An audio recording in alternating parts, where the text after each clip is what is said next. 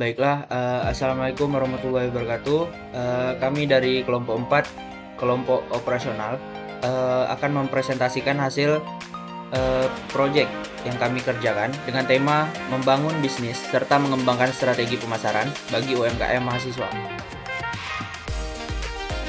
Nah, dari kelompok 4, kami beranggotakan Afwan Antoni sebagai ketua kelompok dan saya sendiri Restu Prasetyo Andriatno dan rekan saya Haisurah Fitrah, Muhammad Erik Susanto, dan Rahmat Hidayat Aris. Nah, latar belakang pengerjaan proyek kami. Yang pertama, konteks mahasiswa. Mahasiswa berperan sebagai pelaku usaha sekaligus agen inovasi dalam UMKM, menciptakan ide kreatif, dan memanfaatkan teknologi pemasaran. Yang kedua, tantangan UMKM mahasiswa. Kurangnya pengalaman, strategi bisnis berkelanjutan, dan keterbatasan pengetahuan pemasaran digital menjadi kendala utama. Yang ketiga, peluang Wangilisius. Mengembangkan bisnis kuliner berbasis rempah khas Indonesia dengan harga terjangkau dan kualitas tinggi untuk mahasiswa. Yang keempat, strategi. Fokus pada pemasaran digital dan inovasi produk. Dan yang kelima, komitmen.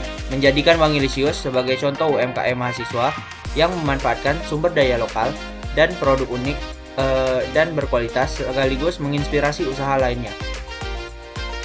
Nah, tujuan dari proyek kami, yang pertama membangun serta mengembangkan strategi pemasaran UMKM di kalangan mahasiswa. Yang kedua, memberikan alternatif untuk kalangan masyarakat, khususnya mahasiswa, yang menginginkan makanan yang enak namun dengan harga yang terjangkau. Yang ketiga, mendapatkan profitabilitas. Selanjutnya, manfaat dari proyek kami. Yang pertama, ajang promosi dan pengembangan branding UMKM Wangilisius. Yang kedua, membangun relasi dengan pelanggan. Yang ketiga, memperkenalkan posisi UMKM Nasi Wangilisius sebagai tempat makan pilihan di kalangan mahasiswa. Yang keempat, melestarikan kuliner UMKM dengan rempah wangi di wilayah Tanjung Pinang. Dan yang kelima, mengembangkan bisnis UMKM yang berkelanjutan. Nah, profil usaha. Wangilisius merupakan sebuah usaha yang digagas oleh saya sendiri. Nama usaha ini berasal dari kata wangi yang berasal dari berarti harum atau memiliki aroma khas dan delicious, lezat. Usaha ini dibangun dengan mengusung unsur makanan yang bertema aromatik. Yang pertama, menggoda selera, menekankan pada keharuman khas nasi daun jeruk. Yang kedua, kekinian, memberikan nuansa segar, modern, dan menarik perhatian. Dan yang ketiga, tema aromatik, hidangan dengan aroma yang kuat dan khas sehingga dapat meningkatkan pengalaman makan. Nah, untuk materi selanjutnya akan saya serahkan ke rekan saya Muhammad Erik Susanto.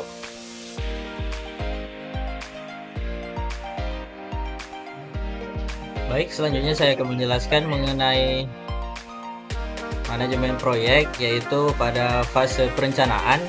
Nah, jadi pada fase perencanaan ini kami menggunakan Iron Triangle. Nah, jadi pada Iron Triangle ini terdapat 3 tujuan. Yang pertama itu ada sekup ataupun ruang lingkup. Nah, jadi pada sekup ini kami mengambil ruang lingkup yaitu masyarakat umum, namun terkhusus yaitu untuk mahasiswa. Lalu yang kedua itu ada cost ataupun biaya. Nah, jadi cost ataupun biaya yang kami gunakan selama kami mengerjakan proyek ini yaitu 300.000 per minggu. Nah, 300 per minggu ini kami kalikan menjadi 3 ataupun kami menggunakan proyek ini selama 3 minggu.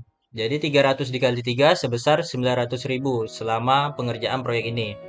Nah, lalu untuk time ataupun waktu, kami membutuhkan waktu yang dimulai sejak tanggal 2 bulan Desember tahun 2024 sampai dengan tanggal 10 bulan Desember 2024 atau sekitar 9 hari. Carry your bags on your shoulders and go to where your heart wants. The wind is whispering. Nah, selanjutnya saya akan menjelaskan mengenai work breakdown structure. Nah, jadi pada work breakdown structure ini terdiri dari 3 bagian. Yang pertama itu ada fase internal. Nah, jadi pada fase internal ini terdapat yang pertama itu ada analisa pasar, menentukan produk, pembuatan logo, pembuatan poster, pembuatan sosmed, dan pembuatan video untuk promosi. Lalu pada fase yang kedua itu ada fase foundation. Nah, jadi pada fase foundation ini kami mengerjakan yaitu pembelian bahan baku, pembuatan produk dan juga pengantaran produk. Lalu fase yang ketiga itu ada fase eksternal. Nah, jadi pada fase eksternal ini merupakan fase yang paling terakhir kami kerjakan, yaitu mempelajari kritik dan saran dari konsumen terhadap produk yang kami perjualbelikan. Mungkin itu saja yang dapat saya jelaskan. Terlebih dan terkurang saya mohon maaf. Saya serahkan kepada pemateri selanjutnya. Baik, saya akan menjelaskan tentang aktivitas manajemen proyek. Ada beberapa aktivitas yang kami lakukan, yaitu dengan modifikasi huruf di sini. Dengan modifikasi A, aktivitas kami adalah analisa kebutuhan pasar, yang dimana ini merupakan kegiatan awal dan tidak ada kegiatan pendahulunya, yang dibutuhkan waktu 1 hari. Kemudian untuk B, yaitu adalah pembuatan desain logo, dan ini juga merupakan kegiatan awal dan membutuhkan waktu 1 hari. Kemudian lanjut kegiatan C, yaitu menentukan produk, yang dimana pendahulunya adalah A dan dibutuhkan waktu 1 hari. Kemudian kegiatan D, yaitu adalah pembuatan media sosial, yang dimana kegiatan pendahulu adalah B dan C dan dibutuhkan waktu 1 hari juga. Kemudian kegiatan kegiatan E dengan kegiatan adalah pembuatan poster, dan kegiatan pendahulu adalah C dan dibutuhkan waktu 1 hari. Kegiatan F yaitu adalah pembuatan video pemasaran dengan kegiatan pendahulu adalah D dan E dan dibutuhkan waktu 1 hari. Kemudian kegiatan G adalah pembelian bahan baku dengan kegiatan pendahulu adalah E dan F dan dibutuhkan waktu 2 hari. Kemudian modifikasi dibutuhkan waktu 1 hari dan pendahulunya adalah G. Kemudian kegiatan I adalah pengantaran produk kepada konsumen dengan kegiatan pendahulu adalah tetap G dalam pembuatannya di hari yang sama dan dibutuhkan waktu 1 hari. Kemudian kegiatan terakhir adalah kegiatan J, yaitu evaluasi dan kritik saran dari konsumen dengan kegiatan pendahulu adalah H dan I dan dibutuhkan waktu 12 hari. Baik, kemudian itu adalah jaringan AON UMKM Indonesia, di mana kita di sini ada jaringan yang saling terhubung karena ada kegiatan yang dilakukan di hari yang sama dan bersamaan. Nah, supaya lebih jelas lagi, ini merupakan jaringan AON dan jalur kritisnya, di mana kita di sini bisa lihat A dan B dimulai di hari yang sama dan dibutuhkan waktu yang sama juga, yaitu 1 hari. Kemudian kegiatan C itu adalah kegiatan pendahulu adalah A, kemudian kegiatan D adalah kegiatan yang memiliki pendahulu itu B dan C, kegiatan E yang memiliki pendahulu adalah C, kegiatan F yang memiliki pendahulu adalah D dan E, kegiatan G yang memiliki pendahulu adalah E dan F, kemudian kegiatan H yang memiliki pendahulu adalah G, yang dimana H tadi itu adalah pembuatan produk dan juga pengantaran produk yang sama, yaitu sama dengan H, dan kita pendahulu tetap sama yaitu G. Kemudian dari H dan I itu menghasilkan sebuah kegiatan, yaitu evaluasi kisaran dari konsumen, yang dimana itu dilakukan di hari berikutnya dan memerlukan waktu selama 1 hari. Sekian dari saya. Terima kasih. Baik, saya akan menjelaskan tentang slack time atau bisa dikenal dengan waktu perpanjangan, yang merupakan suatu rentang waktu bagi sebuah aktivitas yang dapat ditunda tanpa menunda keseluruhan proyek. Jadi bisa kita lihat aktivitas yang ada di kolom pertama ya A, yaitu analisa kebutuhan pasar, dan ES. ES itu apa? ES itu adalah early start, dan EF adalah early finish, LS adalah later start, dan LF adalah later finish. Jadi penggunaan slack time ini untuk menentukan jadwal waktu masing-masing aktivitas untuk kita gunakan pada proses lintas dua arah. Jadi lintas dua arah ini yaitu ada lintas depan atau dikenal dengan forward pass dan lintas belakang backward pass. ES dan EF ini ditentukan pada saat lintas depan, dan LS dan LF ditentukan pada saat lintas belakang. Bisa kita lihat ES pada aktivitas A yaitu 0, EF-nya 1, LS-nya 0, LF-nya 1, dan B, ES-nya 0, EF-nya 1, LS-nya 1, dan LF-nya 2. Sampai dengan J, bisa kita lihat ES-nya 8, EF-nya 10, LS-nya 8, dan LF-nya 10. Untuk waktu pengerjaan dari A sampai J, A 1 hari, B 1 hari, C 1 hari, D 1 hari, E 1 hari, F 1 hari, G 2 hari, H 1 hari, I 1 hari, dan J 2 hari.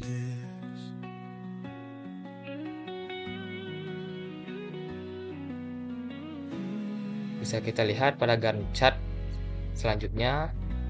Kami mengambil Gantt chart dari aplikasi yang kami gunakan yaitu ClickUp, dan kami memulai project ini pada tanggal 2 Desember. Bisa kita lihat yaitu yang pertama analisa kebutuhan pasar pada 2 Desember, dan pembuatan desain logo berbarengan dengan analisa kebutuhan pasar pada tanggal 2 Desember. Selanjutnya yaitu menentukan produk dilaksanakan pada 3 Desember, pembuatan media sosial pada tanggal 4 Desember, sekaligus dengan pembuatan pose menu.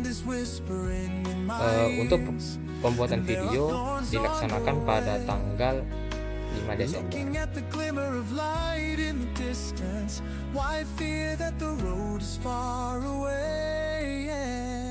Selanjutnya yaitu pembelian bahan baku selama 2 hari dari tanggal 6 sampai dengan tanggal 7 Desember, dan dilakukanlah untuk pembuatan produk tanggal 8 Desember sekaligus dengan pengantaran produk kepada konsumen, dan setelahnya kita mempelajari kritik dan saran pada tanggal 9 dan 10.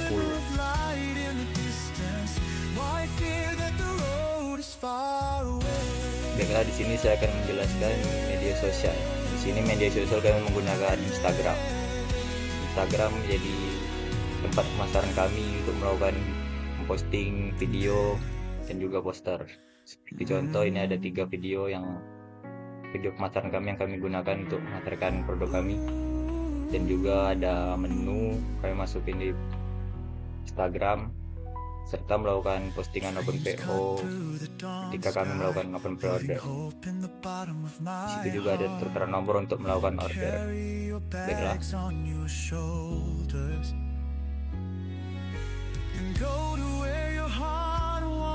Baiklah, di sini ada produk atau menu yang kami keluarkan, yaitu yang pertama ada nasi daun jeruk plus sama ayam sambal matah, dan ada nasi daun jeruk ayam rica-rica. Berikutnya ada nasi daun panas serta ayam suwir.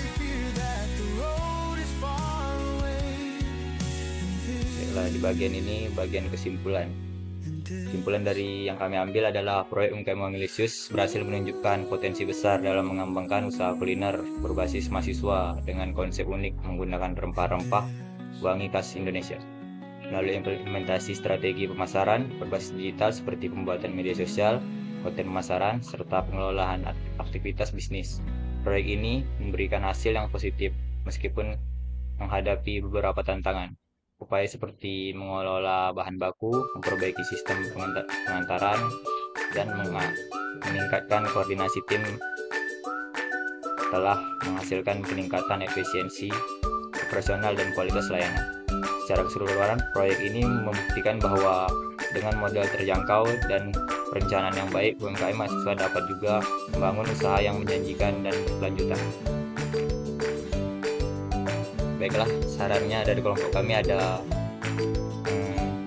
untuk keberlanjutan dan pertumbuhan bisnis UMKM Wangi disarankan agar tim memperluas jangkauan pemasaran melalui platform digital seperti media sosial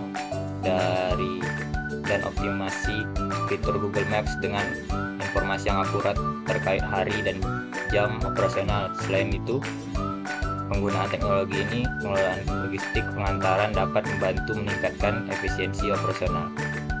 Pelatihan berkelanjutan bagi anggota tim tentang pemasaran digital dan dari manajemen operasional juga direkomendasikan untuk mendukung pertumbuhan bisnis lebih kompetitif.